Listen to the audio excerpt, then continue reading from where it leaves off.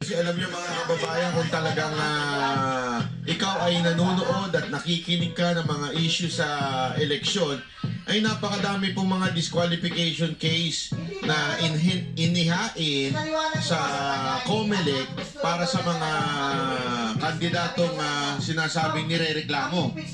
Pero tila dalawa lang ang pinagpilitan. Kung matatandaan ninyo, di ba, yun nga pong kay Mayor Digamo na may nagreklamo po doon dahil siya po ay mayor ng 2nd District yan sa Negros pero tumakbo siyang congresswoman ng District 3. So doon pa lang ay makikita mo ng lihitimo talaga yung ganong klaseng reklamo na tila hindi inaksyonan ng COMELEC. Hindi lang po yun mga kababayan, pati po yung kay Tulfo. Sabi nga ng isang nagrereklamo dito kay Tulfo, parang hindi po inaksyonan yung dapat aksyonan. Naku po. Kung ang concern ni paulit-ulit na sinasabi ni COMELEC Chairman Garcia na sinasabi niya dapat yung mga may disqualification case dinidinig muna bago i-proklama. Ang problema natin doon mga kababayan, kung ganun sana, bakit po ipinroklama yung mga may mga disqualification case? Mas matindi pa nga itong kay Erwin Tulfo Kasi kay Erwin Tulfo, ang issue niya ay yung kanyang citizenship.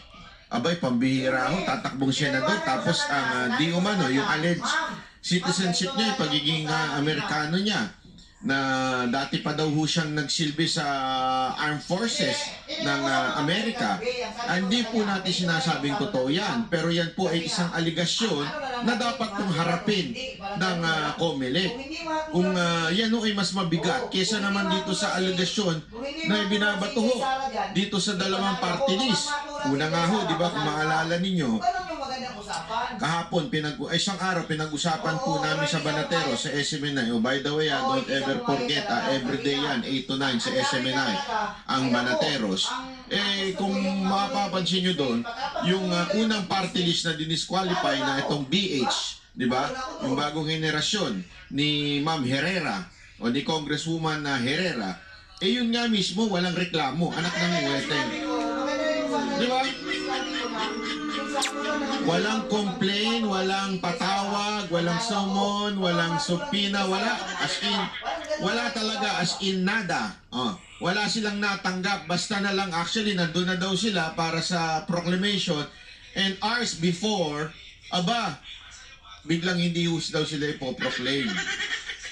Alam mo yung Unsa gyud katikas? Ito mga kababayan. Mangbubudol yun kay mo, ikaw Marcos, ikaw Garcia.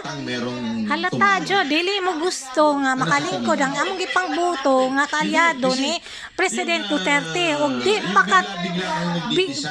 di pa ka kanang isang dakong tanga nga nagtuo ka mga tao wala kay balog kung saan may gibuhat din Hoy, ayusa. Dili gyud gani matarong nang yung paggobyerno karon.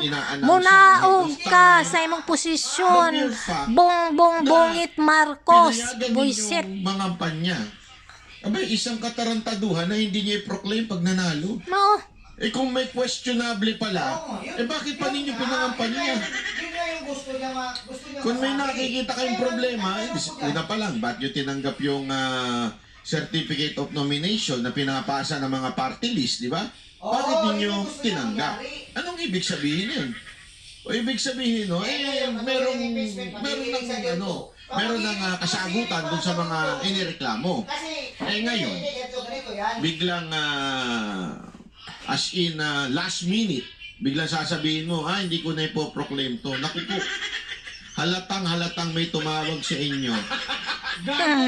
Ganito ba yung pagtawag? Ganito ba? George, in-impeach kami niyan. Oo, talagang mananalo. Wag mo yan, i-proclaim, George. Ang problema kay Madam Baka naman ganito yung pagtawag. George, yan si BH. Lagi niyang pinagtatanggol ang mga Duterte. Alam mo naman, George, kami ay allergic Diyan sa mga Duterte. Buisit, ugi tungod sa Duterte. Di ka kadaog. Bongbong Marcos. Yung hatulan na lang. Buanga ka. Wala ka sinabi. Wala ka sinabi. Nini. Gusto mo ba ng...